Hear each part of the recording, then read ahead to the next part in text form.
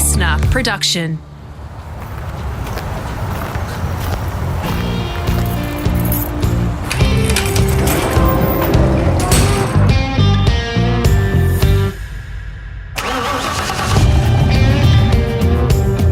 I'm automotive commentator and journalist Greg Rust, and this is Rusty's Garage.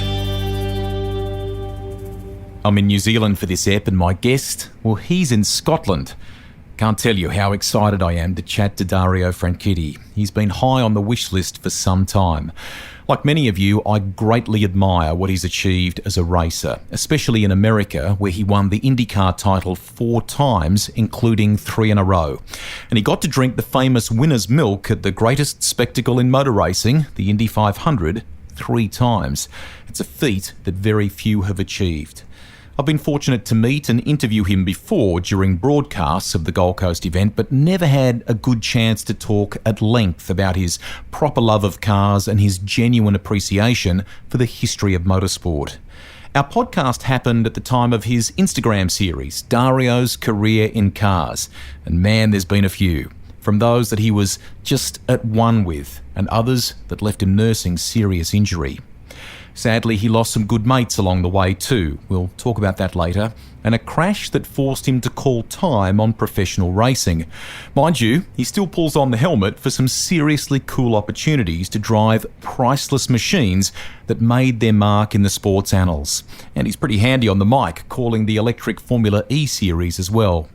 We start with early life and a true generational love of cars. So I was born in a place called Bathgate, just outside Edinburgh, and my love of racing, first of all, I think came from my dad. It's funny. I've been thinking about this recently, and people always say, "Oh, who's your heroes?" And we're always talking about Jim Clark, Jackie Stewart, and all that. And it occurred to me the other day at the age of 46 that actually my dad's my hero. And the decisions that I made. And the things that I did and the things I fell in love with were all because of him. And, he raced at the weekend. Actually, I've got a model of his old Formula 2 March there, March 792. And he raced Formula Ford and stuff locally in Scotland. And that started it all for me. I remember sitting watching all the different cars at Ingliston, just outside Edinburgh, right next to the airport. And it would be a situation, you would go there, late 70s, you'd go there and there'd be 3 or 4 Formula 1 cars, a couple of year old F1 cars, running around this little 1 mile circuit. It was madness. And that instilled that love of racing. And as far as cars, my dad had some pretty tasty stuff early on before he started blowing all his money on my racing. I think he sort of highlights what RS 3100 Capri, Escort Mexico before that, and then he got a Ferrari Dino, at a blue 246 Dino, which unfortunately got written off. What else did he have? Then he went to Porsches and had a bunch of Porsches, which there was one in particular that was a 1980. He bought a red 930. 911 Turbo, and I loved that car. It was just, there was a point I had all these red cars in my garage, and it was all because of this one car. And I found it. I was reading one of the magazines I've got behind me there, and I looked and I'm sure that's my dad's car. I've actually got the magazine behind me here. I'm sure that's his car. And I looked at the interior and I said, it's got to be. So I did a bit of research, and it was. I sort of stalked it for a while, bought it at auction, had it fully restored. It's absolutely mint now, and gave him it middle of last year. So that was a lot of fun to do, and to have the car back in the family is really cool. And then he spent all his money on racing, and that was the end of the big car collection. Is the extension, the little extension to that story, that he sold the Porsche to help your career? So that's the cool part of getting it back, isn't it? Yeah, that was. I think at that point he could see it. This racing lark was going to get expensive, and and so that car went. And as I say, I looked for pictures of the car. It was such a big part of my sort of my childhood memories. And Marino was the same. Marino and I remember sitting in the back of it.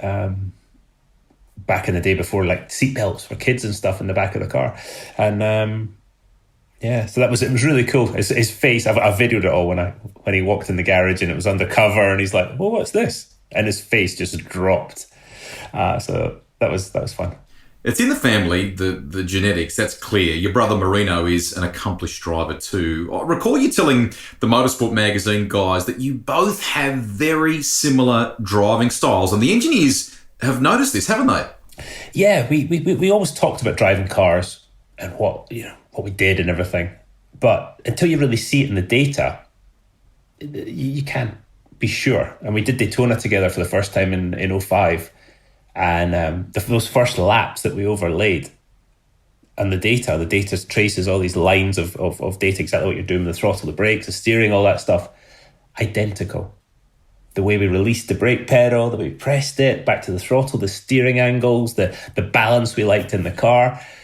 It was quite shocking, actually, just how it's sort of hardwired in your brain. And I blame my dad because he was the one who set up both our karts when we were kids, and it was like he set them up with a certain balance in mind, and we drove to that setup. Amazing. Did you get competitive? He's younger, but brothers so often do. Well, as youngsters, there was a 5-year age gap, so it wasn't so much getting competitive. He just annoyed me up until he was about.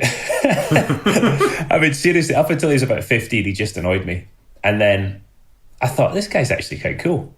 And I might have let him drive my car to school a couple of times, my factory, when I was driving for Mercedes, my company car. And so I'd let him drive it to school. We from that point on, we became great mates. He lives 5 miles from here, and we're great friends. And my sister likes to say we share a brain cell. We literally will be thinking someone, and the phone will ring, and there's Marino. "Oh, I've been thinking." And it's he's great. The only time we've ever got competitive, I think, in the car was the last race we did together. We did Petit Le Mans in, was it 12? I think 2012. And we were testing, and he'd gone out and done a lap in the car. And I thought, right, I'll have a go at this. And off I went. And the car had live camera back to the pits, because the gentleman driver that owned the team and everything was funding it. They wanted to sort of give him real-time data and tell him what to do. So I'm blasting around. I come to turn 1 at Road Atlanta, and I'm thinking, I'm on new tyres. I'm going to show Marino who's boss, put a big lap in. And I've hit the dip at turn 1 at Road Atlanta. And I think it was down. It was a breathe on the brakes, down 1 gear, flat on it. Hit the dip, the car snapped sideways, and I've caught the thing that's had a massive tank slapper, got it all together. I've come back and I've come down the pit lane, and I'm literally shaking with adrenaline. And Marino's hanging over the pit wall going, big congratulations, applause. Big congratulations, clap. And I just, that's the only time I think we've ever been properly competitive. You're a proper student of the sport, and you have been for a long time. You have a real thirst for it. Where did that come from? And especially the fondness, the real appreciation that you have for the legendary Jimmy Clark. I mean, I think it started very early. I have these memories of being like, I'm literally 5 or 6 years old, and I'm in my grandparents' house in Italy, and there was Motorsport magazines, only 1 or 2, sitting around the house. And it had that green cover with the white lines, and I would sit and just look at the pictures. And that sort of got me a bit into the history. I'd read Autosport every week. And as I sort of got a bit older, I looked back more and more. And my real love, I guess the first love, is the late 70s sort of F1 cars. And I've got models behind me right here that I just bought on eBay recently, because my grandmother bought me these when I was a kid.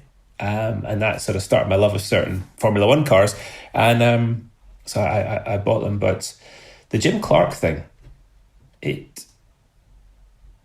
think it was 1993. And Jackie phoned me up. I was driving for Paul Stewart Racing. And so Jackie's phoned me up and said, "Oh, we've got a dinner in Edinburgh. I would like you to go." I said, "Yeah, okay, of course, whatever you want. What's it about?" And he said, "Well, it's the 25th anniversary of Jim Clark's passing, and we'd like to go up there and honour him." I'd like you to be there. So I went and I sat next to Eric Dimmock, who's written, I think his book's actually up there too. He was a great friend of Jim. And I sat at this dinner going, who was this guy? I knew a bit about him, but I thought, who is this man? Who is...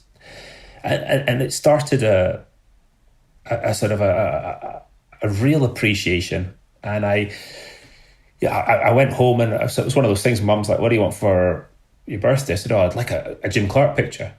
And I got all my friends to buy me Jim Clark pictures, a lot of which I've still got up on the walls in Scotland. And that's where it started. And it was reading the books and talking to his friends. And then it got a bit out of control, and it was buying race suits. And I got his 1964 Lotus Cortina at home. And there's a room in the house that's just, or in my garage in Scotland, that's just full of Jim Clark memorabilia. And it's been so interesting. I'm going to Indianapolis every year, and people will come up and tell me stories. I was at the 65 race. I was at the 64 race. I met Jim.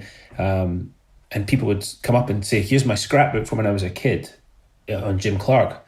My kids and my grandkids have got no interest in it. I'd like you to look after it for me. And stuff like that is it's really humbling. Yeah. Priceless. Tell us more about that car. Our listeners would love to know more about that Cortina. Yeah, so it's the 1964 British Saloon Car Championship winner. He did 8 races in it. He won all 8. And the number plate is BGH 417B. If you go on YouTube, you'll see it sort of 3-wheeling around Crystal Palace and stuff. The story there, I've been looking for one, and I had my accident in Houston. And I was lying in the hospital, had a fair bit of morphine on board, feeling good, not feeling much pain. And Andy Middlehurst, who owns Jimmy's the BRM engine car that won at Watkins Glen. Andy's a huge Jim Clark fan too. He's got a Cortina. He restored a bunch of the cars in the late 80s, and I phoned Andy. I said, Andy, I want to buy that car. There's a car for sale with somebody. I want to buy it. And he said, it's not really the one you want. He said, the one you want, I know where it is, but the guy won't sell it. I said, well, life's too short. Just let's buy it. So then he's phoned me back, and he said, it's surprising I can remember this actually, because I don't remember much of that time. And he said, they've just put the price up, mate. He said, forget it. He said, we'll find the right car at the right time. I said, okay, good. And then he phoned me up, I don't know, 8 months later, and said, that car's for sale. The guy wants to sell it. He wants to sell it to you. This is the price. There's no haggling. Do you want it? Yeah, I'll have it. And it showed up in Scotland on an open trailer. Oh my God. And I've driven it a couple of times. I drove it from my house in Scotland to the Jim Clark Museum, where it's now it's in the museum, sitting next to Lotus 25 that actually I think came from Australia. And so it's sitting there, and some point I'll take it back, and I take it out and I drive it to the shop for coffee or something. It's funny when people see it, they go, Lotus Cortina, and then some people will see it and just freak out. They know. Just when you park it on the because they know when you see it when it's parked on the street or whatever. And I love the fact I get to sit where Jim sat, and it's got his special steering wheel that he liked, and it honestly, in the Borders roads round about where he used to take his cars and play around, the car just came alive. It was brilliant. It wasn't so much fun on the motorway, but on the back roads, it was brilliant. Magic. You've had success in the early part of your career in karts, like most drivers, and then the junior formula. When did you crystallise it that this was more than pastime? It would be your sole pursuit, your life? I was always very serious about it, Rusty.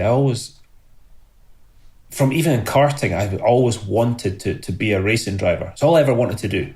From when I was a little boy, I wanted to be a racing driver. Then as you get older and you realise this isn't quite as simple as you would like it to be. And even in karting, I was very serious. And then it's one of those things you're not going to do it without support. And I had a lot of support, my parents, some friends back in Scotland too.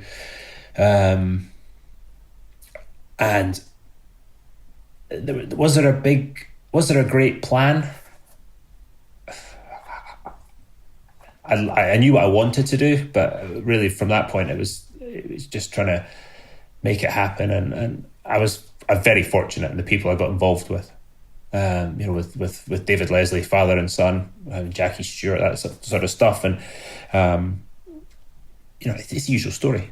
Without finance, you're not going to go anywhere. And my dad spent a lot of money on karting. And, what people spend today, it was a drop in the ocean, but it was a lot of money at the time. And, he remortgaged the house for me to go racing that first year. And without actually, to be honest, he didn't tell my mum he'd remortgaged it either. And if you've ever met my mother, that was a brave move. But then getting involved with Jackie Stewart and stuff, that was when I thought, well, there's maybe an opportunity. But I look at the decisions I made at the time, and I wasn't scared of risk. I'll tell you, I had nothing to lose, but I really wasn't scared of just throwing it out there, making big choices. And it was, I was going to say it was an exciting time. It was a terrifying time, because you knew you were sort of one mistake or, one decision by somebody else from having to go find a real job, which I had no idea what that would be. You were, it's single seaters early on, but there is the patch where you're at DTM with Mercedes and so on. Was there a point where you were thinking maybe I'll end up going down this kind of saloon car or touring car path, or was it always that you wanted to get back to single seaters in some way? I wanted to go to F1. At that stage, I wanted to, through the single seater ranks, through Formula 3, I wanted to be in F1. And 94 kind of changed my thinking a bit. I was in Formula 3 with Paul Stewart Racing, and I was and Jan Magnussen and I were teammates. And I won the first race, and then Jan won, I think, nearly every other race that season. It was dominant performance. And I thought, the plan was always I was going to stay with Paul Stewart Racing through the whole staircase, and that changed my mind a bit. Just the way things went inside the team, not with Paul or Jackie, but some other people. And I decided I got the opportunity to go to Mercedes. And I drove the car. I loved the car from the first moment I drove it. That V6, that little high revving V6, just screaming away all the tech, all those things. And so I thought it was probably time to make a change. And I thought there was still a chance to do Formula One, and it turned out, actually came pretty close with Mercedes at one point. But I would have been happy being a DTM driver. I had so much enjoyment driving those cars and being in that championship. But then within 2 years, it had priced itself into oblivion. Opportunities did come from them, though, to ultimately go to America, which I think was super cool and so pivotal for your life and what unfolded there. You mentioned Formula One. I mean, there was the test with Jaguar and the chance to be test driver at McLaren, but in taking those punts you talked about before, you clearly thought that America was the right thing for you, did you? Well, in the end of 95, I tested the McLaren as part of winning the McLaren, the Autosport Young Driver of the Year. That was the test, but normally you got sort of 10 laps around Silverstone on a wet December day. Because I was it wasn't the best. Because I was a Mercedes young driver, they said, right, we're going to Jerez and it'll be a half day. It's like, wow, okay. So I did the test, it went well. Actually, Bernd Schneider and I got to do it. And that was the first time Schneider had driven a decent Formula One car. And as I say, it went well. And then nothing happened. I've actually got a letter from Ron Dennis explaining to me why. I've kept everything, by the way, all the memorabilia. But there's a letter from Ron explaining why he didn't, he hasn't sort of given me an opportunity to do anything. That was 96. 97, I went to America, and I sort of just arrived there, got my feet on the ground, and Norbert called and said, you need to be in Woking on whatever day. We're going to have a meeting with Ron. And I said, can I bring my manager? And he said, absolutely not. Oh. Okay, then it's going to be one of those meetings. So, it was Ron laying out his sort of vision of what it was going to be. And it was me being test driver. And in those days, remember, they tested Monday, Tuesday, Wednesday every week. So it'd be driving in America at the weekends. McLaren would, or I think it was West at the time, would sponsor the IndyCar.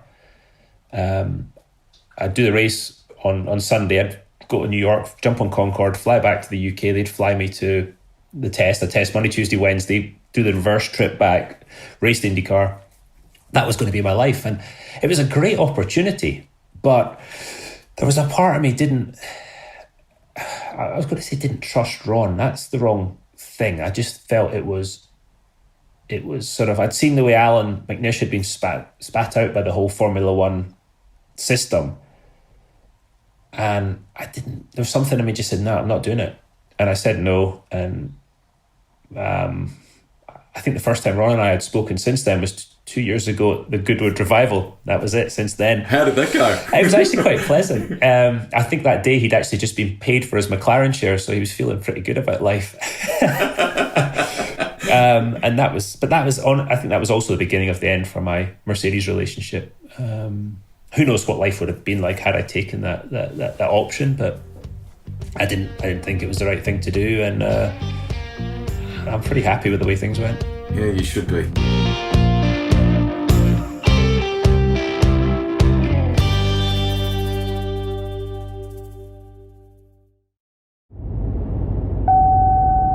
The Goodwood Festival of Speed is an annual hill climb featuring historic motor racing vehicles held in the grounds of Goodwood House, West Sussex, England. Just as famous is the unique building high sculpture erected on the grounds each year that represents the car manufacturer. Last year it was Aston Martin, the manufacturer that was also displayed in the very first Goodwood in 1993. Tell people listening about the first time you drove a champ car, where you were, the sensations, what the feeling that it left you with. So, to give you a bit of backstory, I was at the end of year Mercedes party in Stuttgart, and I sat next to one of those complete, just fortunate things. I sat next to Paul Morgan, and Paul was one of the founders of Ilmor with Mario Ilian, and those guys did the Mercedes F1. In fact, they still do. The company's sort of morphed into Mercedes high performance engines, but they did the F1 engines, the Mercedes IndyCar engines, and Paul was just one of those just cool people. And so we sat down to dinner, and he says, "So, what are you doing next year?" I said, "Well, I'd like to go to America." So Jan Magnussen had gone there. He was my teammate at Mercedes DTM. And Jan said, "You've got to go there, mate. You've got to drive these cars. They're awesome. It's so much fun." And I said to Paul, "I'd like to go to America." And he sort of looked at me and he said, "Well, let me see what I can do." "Okay, thanks very much." And January came and he phoned me. He said, "Right, this is what's going to happen. Norbert's going to call you in probably half an hour. He's going to tell you he's organised this test," which I have. "And you're going to test with a man called Carl Hogan. He's a good guy. He's just bought new Reynards. He's got this team together. We'll support it. And if it goes well, you got a job." So I went to Homestead, and I was actually thinking about this other day because I flew out of Miami after the aborted St. Pete race. So I flew into Miami, went to rent a car, and they went, "I'm sorry, where are you from? How old are you?" "No." I was like, "I got to go to Homestead." So I had to go to this really dodgy rental car place, and off I went. And it was Homestead Road Course, and it was May and Jimmy Vassar, I think. And Jimmy was the reigning champion at the time. We're testing. And the first time the turbo lit up on that car, it was like, you know, that scene in Star Wars when the Millennium Falcon goes to light speed. Oh my God. And I was used to driving a car with sort of 9-inch rear tyres, power steering, all this stuff. This thing is a beast. Every time I take my hand off the wheel to pull the lever for the sequential shifter, the car would veer across the road because I couldn't hold it in a straight line with one hand. And the grip level and the fast corners and just how physical it was, I loved it. I was totally out of my depth, and I absolutely loved it. And it went well, and I got the job. You sure did. And it began a chapter in your life, mate, that was hugely successful. I want to, in steering this Champ Car, IndyCar aspect of your time, let's talk a little bit about Aussies for a second, and involvement with Aussies. Firstly, Team Cool Green, Barry and Kim Green. I mean, Aussie motor racing fans look upon them in this sort of this legendary manner. What was it like to be a part of all of that as a young racer? I was sitting here thinking of Barry. There was a clip the other day I've been doing this thing on Instagram, sort of visiting each car I drove throughout my career. Which is fabulous, by the way. It's fabulous. Oh, yeah. Thank you. It's about to get better. We've just gone through the NASCAR years. It's a bit bumpy. It's about to get more more successful again and more fun. And there was a thing when I went to drive for Jaguar, and they interviewed Barry Green at the IndyCar race, and Barry's like, "Yeah, he wanted to do it. We let him do it. We hope he's going to stay with us." And it was just Barry's attitude from day one. He was just, I think pragmatic is a word, but he just did things with such a light touch. He managed his team up until there was a famous saying, "You got a minute, mate?" And if I said that to Paul Tracy just now, Paul would go, it was that. Anybody in the team, got a minute, mate? That meant you're in for a bollocking. So he was fierce, but from the first time I sat with him midway through 97 and talked about driving for his team, I just thought, yeah, you're the guy I want running my team. There's something just about him that he's different class. And when we won in 99 at Surfers, I was able to win his home race, him and Kim. That was just like a bit of payback, because that guy put a tremendous amount of trust in me, and gave me a really big chance. When I look back now and I think 97 season, all I did was crash. I was either really quick or crashed, and he said, "Yeah, I want that kid in my car." Amazing. That 99 Gold Coast experience was huge for all sorts of reasons. The state of play in the championship. You worked with Brett Crusher Murray, the gregarious PR man. I'm trying to remember, is that the famous Don King presser? Is that the year that he did it too? Yeah, that was the famous Don King press conference. Different times, clearly. But that was Crush. I mean, the first time I met Crusher, I came off the plane, I think in 97, and it was one of the early races at that point in the calendar. And I came off the plane going, there was all these press people, and there was this big guy that sort of bossed me around.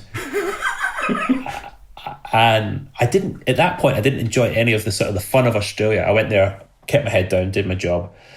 And then in 98, Greg and I went there like 2 weeks before, and I fully enjoyed the surfers experience before the race, but after the race. And that was really when I fell in love with Surfers Paradise and Australia. And 99 was a great race, as far as, I'll always remember that, the pole position lap, winning the race. It's the one car I have at home, the one sort of champ car, IndyCar. Yeah, it's the one I have at home. And it was kind of the last of the fun races, because the next race, Greg was killed. And that was the last. So that, to me, that was the last sort of the carefree races, when life was just fun. And, you got paid well to go race, you race IndyCars. One of my big regrets is that night after winning that race, I didn't go out, because I had to go to Japan the next morning very, very early. I got to the Tokyo Motor Show, I think. So that was one of those big regrets. I wish I'd gone to the after party, because, at that point I'd met Ashley as well, and life, life's changed. Yeah. The car, I'm glad you kept the car. I think that's super cool that you did that, mate. I mean, it was a period for Champ Car. You mentioned the horsepower before, the way the cars, what they were like. They were just a good, sexy-looking race car, an incredible lineup of drivers in that period of the sport as well. To be in the midst of all that, to be winning races and fighting for that championship, that's huge, mate. Yeah, that was it was a fun time. It was so fun that fighting 98, fighting with Zanardi at Surfers for pole position. I remember that well, because it was his last road course race, and he'd been the dominant guy, and I wanted to show that I could go toe to toe with him before he headed off to F1. And so that the competition in those periods was immense. The cars were so, God, they took no prisoners, I'll tell you. They, even on the street courses around Surfers, you were just spinning the tires up every corner, trying to manage it all, sequential shifts, the speed, the noise, the violence of it all was incredible. Leaving the pits on cold tires on any of those street circuits was, it was an eye-opening experience. You mentioned before about Greg Moore, and you know, you were mates with Dan Weldon as well. And I can sense it in your voice, mate, even when you bring it up now. To lose those guys from a fan point of view was immensely upsetting. I can't imagine how it was for you as a friend. How do you regather and go racing when those moments happen, when that comes into your life? I think there were very different times in my life. When Greg died, when Dan died. So I think I was more equipped to deal, if that's the right word, when Dan died. When Greg died, I mean, this is another instance of Barry Green just being an absolute legendary person. I said, Barry, I don't want to get in a car. He said, fine. He said, go away, do what you got to do, go to Scotland, relax. When you're ready to come back, come back. And I took months and months off, and actually the next time I got in the car, something broke on it and I broke my pelvis and smashed my head up and everything, but that's a different story. But I was really, at that point, just devastated, and I didn't want to go near a racing car, didn't really want to do it. Really, really struggled. When Dan died, it was tough, but it was Tony and I were supposed to be testing the new car that Dan had developed, and we were both back in the car days later.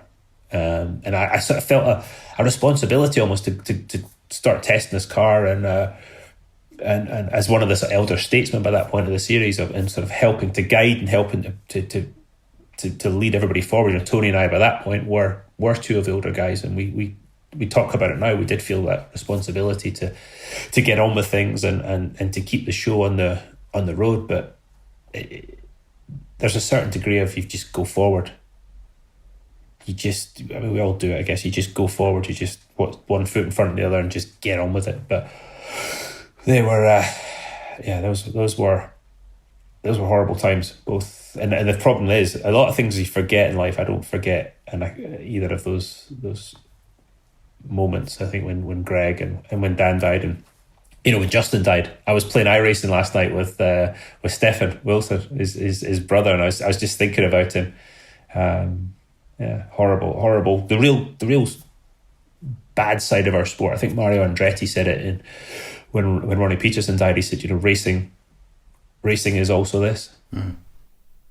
You can, and I'm sure you do cherish lots of the great memories that you have with those guys. And there's a fun one that I'd like to continue the conversation on now with you, Greg Moore, and I think Max. And you guys drove from one race to another in a motorhome. And I think you shared the driving, didn't you? And you literally kind of made it like a non-stop race. You'd keep motoring and switch drivers on the go. And at the same time, am I right in saying you're all deep in contract negotiations or something along those lines, weren't you? Yeah, we were. This is when these stories come out now. This is the point where Greg's dad, Rick, 20 odd years later now, still goes, I don't want to hear it. I don't want to hear it. Yeah, I spoke to Rick, yesterday. We text back and forwards, and we speak on the phone and stuff, and he'll tell me, he goes, I don't want to hear it. So we were at Mid-Ohio, 98, and we had to get to Road America. So fair old drive, probably 8-hour drive, and Greg had this bus, like a Prevost motorhome, beautiful thing. Yeah. He's like, right, boys, we're going to drive. You ever driven a bus before? No, Max, you? No. He goes, it's okay. I've driven it. Greg at this point is 21 or something, 22 years old. It's like, oh God. The insurance company must be having a coronary by this point. So we head off. We stayed in Cleveland. I think Greg had a girl with him. Yeah, he did, which is not unusual. So we stayed in Cleveland the night. We're driving up the next day, and Greg would be driving. The phone would ring, and he'd be like, Max, take over. So he'd sort of almost driving along the highway, step out to one side, Max would get in, he'd be driving. Greg would go in the back, take his phone call with whichever team owner. You all right, Greg, how's it going? Oh, yeah, good. How'd it go? Oh, fine. Who's that? Oh, mate, Then my phone would ring. I'd go in the back, oh, hey, and I was trying to do a deal. I think I was trying to extend my contract with Barry at the time. We'd have a discussion, come back, how's it going? Everything's fine, yeah, everybody's good, everybody's at home, yeah, it's my mum, yeah, she's fine. Then Max would phone a ring and he was trying to do some deal, and it was so convoluted, but we had these rules that we would never discuss our business. We never talked about setups, we never gave away secrets, we never talked about our business. Just had fun. We just had fun, and you know that trip to Australia that we did in '98. That was one of the happiest times I can ever remember. You know, Greg's great friend Al Robbie came down as well, and we just messed around, and it was so much fun. But then you got on the track, and it was work. It was business. Yeah. I want to bring that sense of mateship back to the Australian connections again for a second, and that is a connection for you and your brother, for that matter, with James Courtney, good mates, and you got to drive for Dick Johnson Racing in 2010 on the Gold Coast in the supercars. What was that like for you, and was Bathurst, in the grand scheme of things, something that you would love to have ticked at some stage? Yeah, that was really cool. The original plan was that I was going to drive with James in his car, but the things didn't work out that way. I had so much fun. God, the car was the most infuriating thing to drive. It was such a peculiar style, and I loved the challenge of it. I guess my big memory of that. A couple of those was Paul Morris trying to dry the track using his helicopter at Ipswich. That didn't work. At the start of the race, so I haven't done a standing start since 1994. Whoa! And I'm on the grid, I'm sitting there, and I pull first, and I take off, and it's like, I'm passing people. This is amazing. And I've passed Dixon, who's I was in the Jim Beam car, he was in the Jack Daniels car. So I'm going wailing on past him, laughing. It's like, gotcha.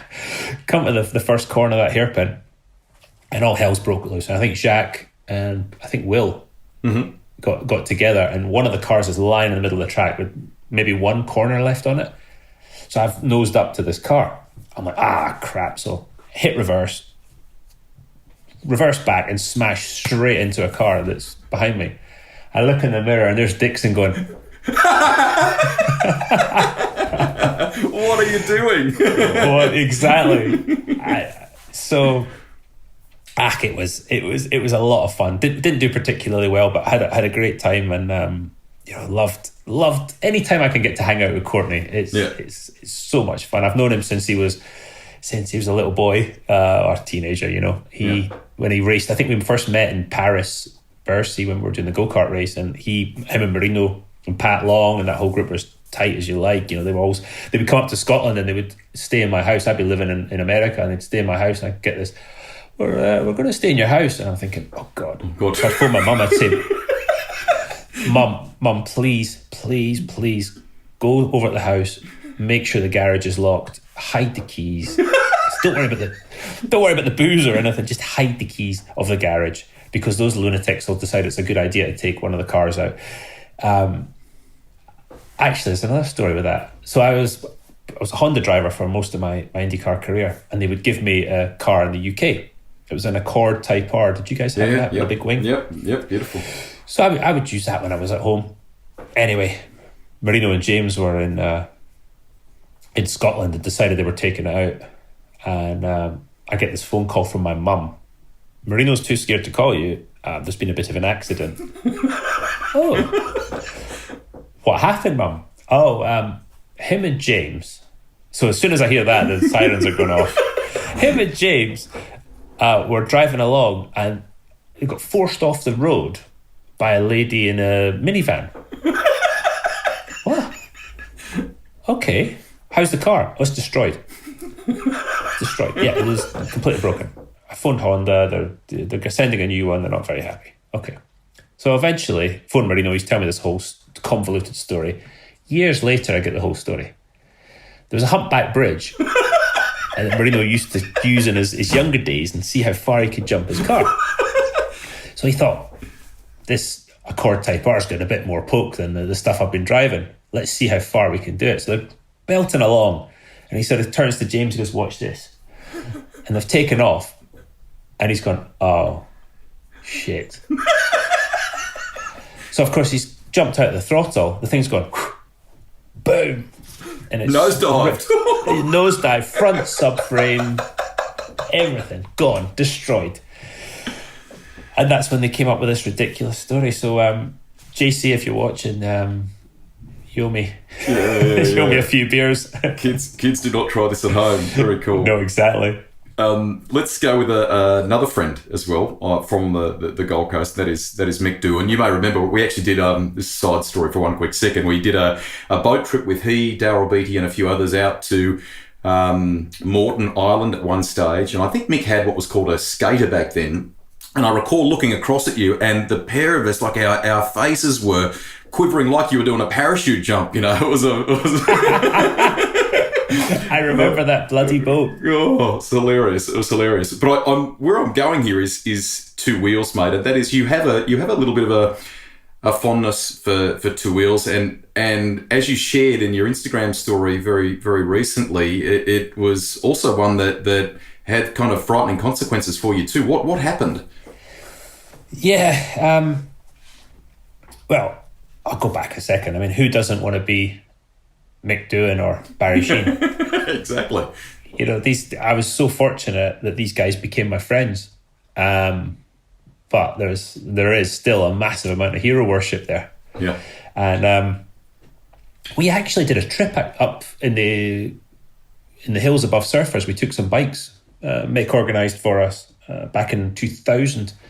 We did a bit of a trip, and that was a lot of fun. But so that was actually when I ordered the bike that I broke my back on. It was a Senna, wasn't it? Was it a Senna? What did you buy? It was a Senna, yeah. I've been at, we were at, what's his name of the bike dealership? Oh, with Paul Feeney on the Gold Coast with Fiends. Yeah. I was going to say Feeney. It was Feeney's place.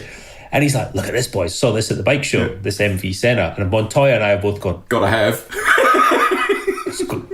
Gotta have that. So I got one. And I was up in Scotland. I was on my way to the race in Japan. I'd stopped off from the US, had a week off, and Marino had just picked up a little 600RR Honda. And I was riding along in it, and so what had happened, the MV had sent some Go Faster bits for it, which was very nice of them. But the dealership that fitted them, they left an O-ring, actually crimped an O-ring. I've got pictures of it on my phone because of the insurance claim afterwards. But and it sprayed oil on the back tyre, and I went off and I landed in the back of my head and broke my spine. So I was really lucky. I remember McRae. I phoned McRae from hospital to tell him what had happened. He's like, oh God. And I think Mick had some choice words too. Good to have mates. Yeah, exactly.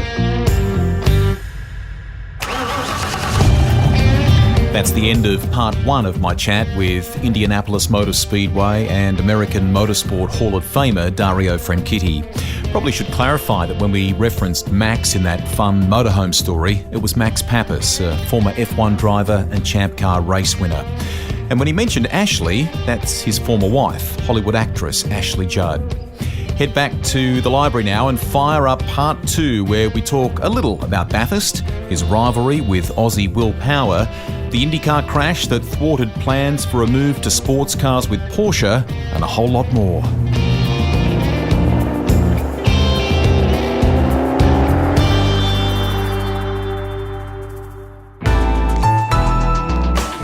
Listener.